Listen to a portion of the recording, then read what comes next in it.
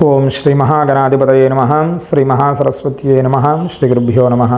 మనము ఎక్కువగా వినేవాళ్ళము ఏమిటయ్యా అంటే బ్రహ్మరాత. బ్రహ్మ నుదుటి మీద రాత రాస్తాడు కదండి. బ్రహ్మ నుదుటి రాత రాస్తే ఇంకా అది కదలదు కదా, చెదరదు కదా, ముందే రాసి పెట్టి ఉంటాడు కదా. బ్రహ్మ నుదుటి మీద రాత రాస్తాడే కానీ దానిని మార్చడానికి ఆయన కూడా అవకాశం లేదు.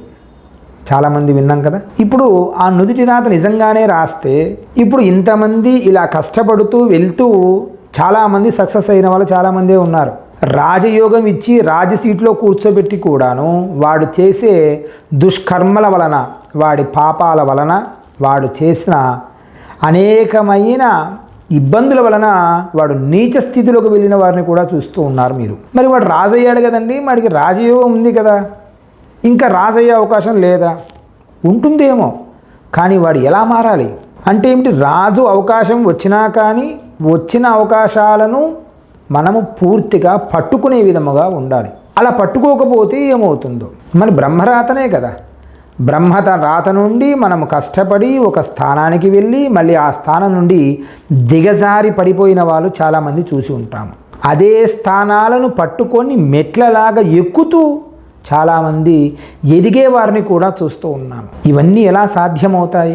కేవలం బ్రహ్మ చెప్పాడట, నాయనా నేను రాతనైతే రాశాను, కానీ నువ్వు చేసే సత్కర్మల వలన, నీ పుణ్య రాశి వలన నీవు ఉన్నత స్థితికి వెళతావు. ఎలా? దేవుడి సొమ్మును ముట్టుకోవద్దు. దేవాలయంలో వచ్చే చిన్న పైసా అయినా కానీ ముట్టుకోవద్దు. ముట్టుకుంటే నీ పిల్లలు నీ మనవళ్ళతో సహా నాశనం అవుతారు. ఆ పాపం ఎలాంటిదయ్యా అంటే కట్టి కుదుపుతూ కుష్టి వ్యాధి ఎలా అయితే వస్తుందో అలా నీచ స్థితికి వెళతావు. ఎవరిని ఇబ్బంది పెట్టవద్దు. ఎంతోమంది రాజులు వచ్చారు, ఎంతోమంది నాశనం అయిపోయారు. అది కూడా చూసాం. రాజులు రారే, వచ్చి వెళ్ళారే, మొత్తం నాశనం అయిపోయారు కదా. మరి ఇంతమంది రాజులలో కూడా బ్రహ్మదేవుడు రాతను రాశాడు కదా. ఇంతమందికి రాత రాసినా కానీ వారిలో కొందరు మాత్రమే మనకు గుర్తుకు ఉండే విధంగా ఉన్నారు. చాలా కష్టపడుతూ చాలా ఉన్నత స్థితికి వెళ్ళి ఉన్నత శిఖరాలకు వెళ్ళి ఎంతో సక్సెస్ను పొందిన వాళ్ళు ఉన్నారు. వారు ఎలా ఉన్నారు? కేవలం దేవతానుగ్రహం చేత ఎప్పుడు దేవుడి నామస్మరణ చేస్తూ ఉన్నారు వారు. అయ్యో స్వామి, నాకు ఇలా బ్రహ్మరాత రాశాడు కదండి, నా కర్మ కదండి, నేనేం చేయలేను కదా, నేను ఎన్ని పూజలు చేస్తే ఏం ఫలితం వస్తుంది, నాకు ఏ ఫలితం రాలేదు కదండి, నేనేం చెయ్యనండి. అలా అనవద్దు. మీరు చేసే పూజల వలన, మీరు చేసే దానాల వలన, యాగాల వలన వచ్చు ప్రయోజనం వలనే మీరు ఇంకా దిగజారకుండా ఉన్నారు, అక్కడైనా స్టేగా ఉన్నారు. మీరు ఇది కూడా చేయలేదనుకోండి, ఇంకా కిందకు కూడా పడిపోయే అవకాశం కలుగుతుంది.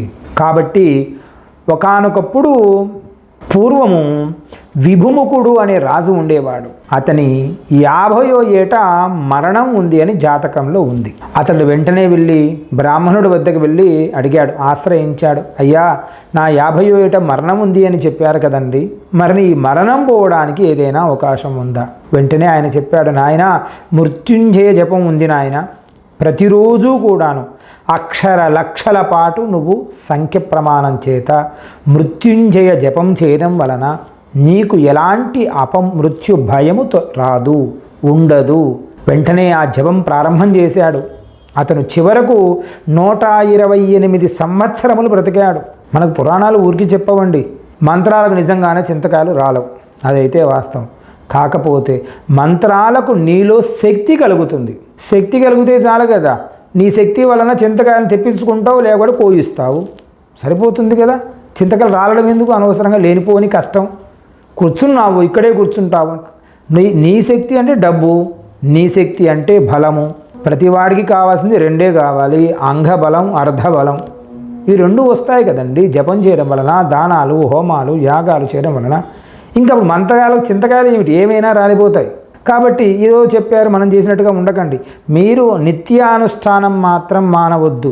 మరి వయసు ప్రమాణం ఇంత ఉంది కదండి. ఒకవేళ 120 జీవితంలో వయసు ఉన్నా కానీ ఎవరైనా పోయారా? అది కూడా ఉంది. 128 ఏళ్ళు పూర్తి ఆయుష్ కలిగి ఉన్నవాడు దుర్యోధనుడు. దుర్యోధనుడు ఏం చేశాడు? ద్రౌపదిని జుట్టు పట్టుకున్నాడు, పట్టుకొచ్చి ఈ మండపంలో తీసుకుని వచ్చి అతడు ఏ పాపకర్మలు చేయకూడదో ఆ పాపకర్మలు చేశాడు. తద్వారా ఏమైపోయాడు? 60 సంవత్సరాలకే మరణం వచ్చింది. అంటే ఏమిటి? జపం చేసిన వాడిది ఏ శ్రేయస్సు పొందాడు, ఆయుష్ సంఖ్య ఉన్నా కానీ కేవలం ఒక్క మాట ఆడదానిని ఏదైతే అనకూడదో, ఆడదాన్ని ఏ పని అయితే చేయకూడదో చేయడం వలన వీడి కర్మ ఇలా అనుభవించాడు.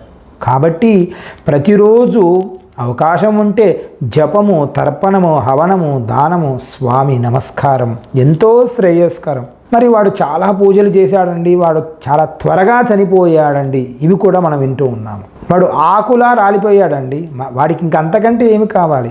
ఆకులా రాలిపోయాడు, వాడు శాశ్వతంగా కూర్చొని బాధపడుతూ ఉన్నారు చాలామంది, పురుగులు పడి చనిపోతున్నారు చాలామంది. ఆ కర్మ మనకు రాకూడదు, గుర్తుపెట్టుకోండి.